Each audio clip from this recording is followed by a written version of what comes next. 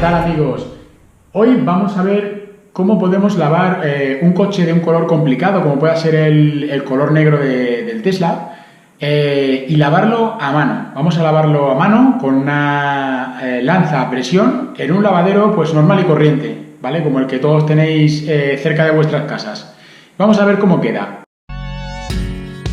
Espera, que se me olvidaba.